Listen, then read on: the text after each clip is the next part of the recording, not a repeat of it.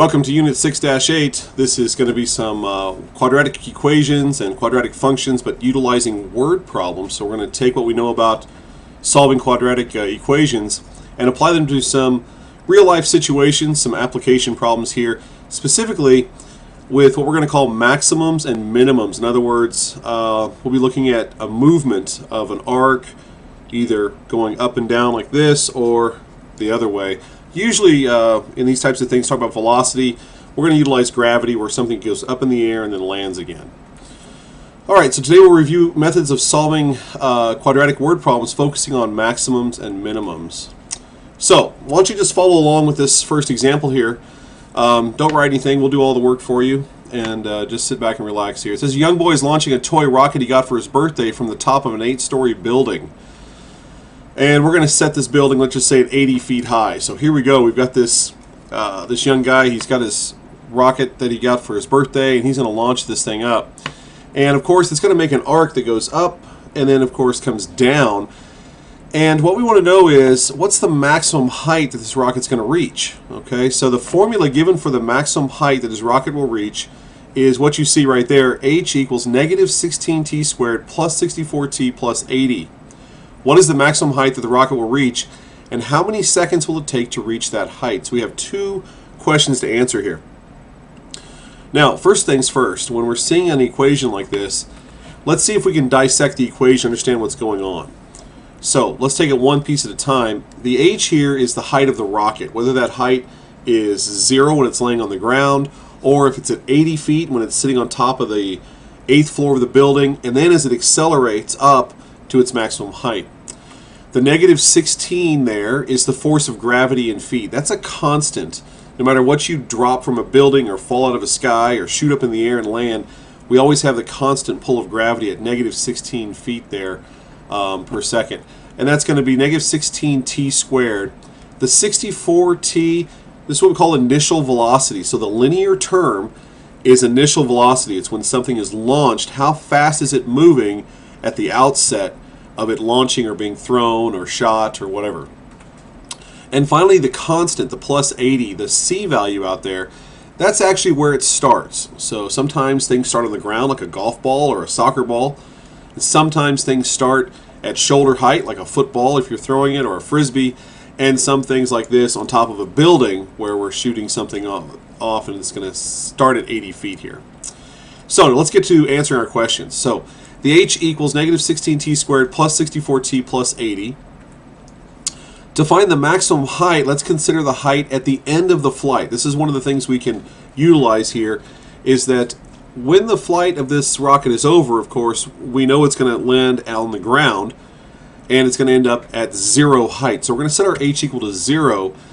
And now take a look at your function there. And here's something I want you to try to do, is see if you can simplify all of these, and by setting it to 0, it's easy to do so. We can divide both sides by negative 16, and you can see how that really complicated equation filters down to something pretty simple, t squared minus 4t minus 5. Now, the maximum height, remember what this maximum height is. It's the height at which the rocket's going to reach and not go any higher. When we're talking about a parabola, this is also known as the vertex. We've talked about the vertex before. This is going to be the maximum height, or the minimum, in this case the maximum because it's a toy rocket being shot. So how do we find the vertex? Well, we can find the vertex by using negative b over 2a, and I put that formula right here as a reminder. And we're actually going to use that into the original equation. Let's use our smaller function first here for negative b over 2a. So let me go ahead and plug that in. Negative b over 2a is going to give me the opposite of negative 4 over 2 times 1, which reduces down to positive 2. Now positive 2, that's the x-coordinate of the vertex, so we're going to go over 2. It turns out that that 2 is actually the time in seconds. The x-coordinate, when we're talking about things moving, is time. In this case, in 2 seconds, it's going to reach its maximum height. Since the x-coordinate of the vertex is 2, use that to find the y-coordinate. Remember that y is going to be the maximum height of the vertex in the original equation. So let's go back and plug that 2 in to our original function here. And if you just do the straightforward math, wherever we see the letter T, what do you think T stood for? T stood for time. So in 2 seconds there, we're going to plug the 2 in for T, and let's just do some quick math, and we end up with negative 64 plus 128 plus 80. Quick 5th grade math tells us the maximum height is going to be 144 feet in how long? 2 seconds. 2 seconds. Because the time to reach the vertex was 2, so that's our time, 2 seconds, and then we plug that in to find the maximum height. All right. Now, your turn. Why don't you try this one, going from what you've seen, and of course I'm going to walk you through it here, but see what you can do on your own here. It says the height of a flare fired from the deck of a ship in distress is modeled by h equals negative 16t squared plus 104t plus 56, where h is the height of the flare and t is the time in seconds. Find the time it takes the flare to hit the water.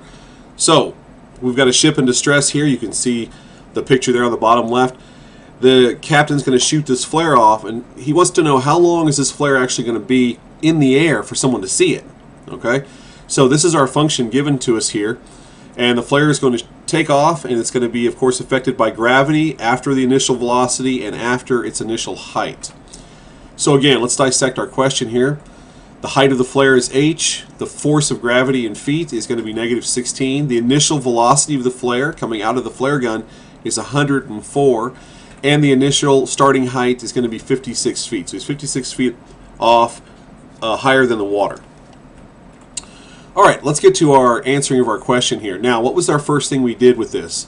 The first thing we want to do is, of course, if the flare is going to hit the water, what's going to be the height when the flare lands in the water?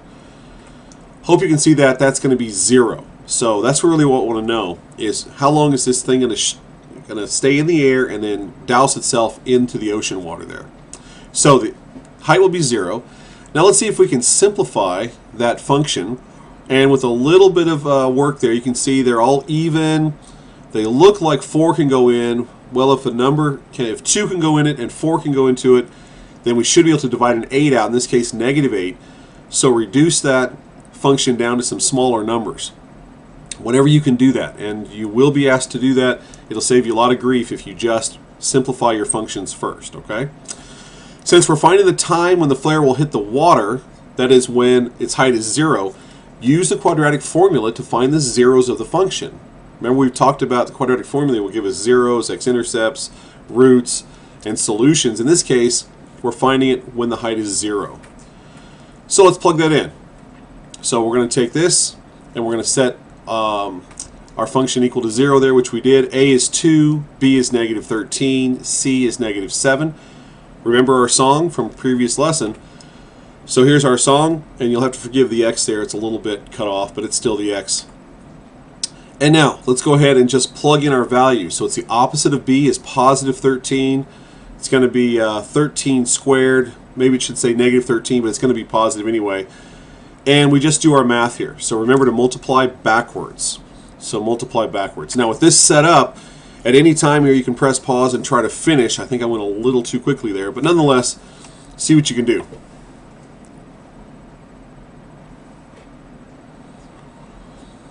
Okay, moving forward here, we're going to end up with 13 plus or minus the square root of the sum of 169 and 56. All of that divided by 4. All over 4. Let's clean up what's inside the radical there. And did we end up with the square root of 225? Which square root of 225 works out nicely to 15, I believe. So we're going to end up with 13 plus or minus 15 over 4. Let's go ahead and take that into 2 separate equations and see what we end up with. 13 plus 15 over 4, well, that gives us 28 over 4, which is 7. Okay, that's good. How about the other one? The other one's going to give us negative 2 over 4. Now, when you look at that, we end up with negative 1/2. Comparing our solutions here, do you see an extraneous solution? What does that mean, extraneous? Remember what we talked about. This means that a solution that does not make logical sense within the context of the question. The question is, how long is this flare going to be in the air? It cannot have negative time. So it looks like our negative 1/2 there is out of the question. So the only logical answer is 7 seconds. So that's how long that flare will be in the air for someone to see and come help the ship that's in distress. 7 seconds. All right, in summary here, let's see. Be able to dissect the problem. So when you're given something, try to recognize that maybe if it's an arc that goes like this, you're looking at gravity pulling down. Try to recognize the initial velocity is going to be the linear term, and the height at which we start is going to be the constant. And a lot of times that'll be 0. There won't be anything there. Okay, so that'll help us out a little bit. Simplify if possible. Try to reduce those functions if you can. Decide what you need to find. Are we finding the maximum height? Are we finding the time to height equaling 0 or time being 0 or whatever we're finding? And use the easiest method to solve. Negative b over 2a, the quadratic formula, or whatever will help you the best. You have everything you've learned at your disposal to use, but these will get you there most of the time. All right, that's it for Unit 6-8. Hope you got something from that, and we'll talk to you soon.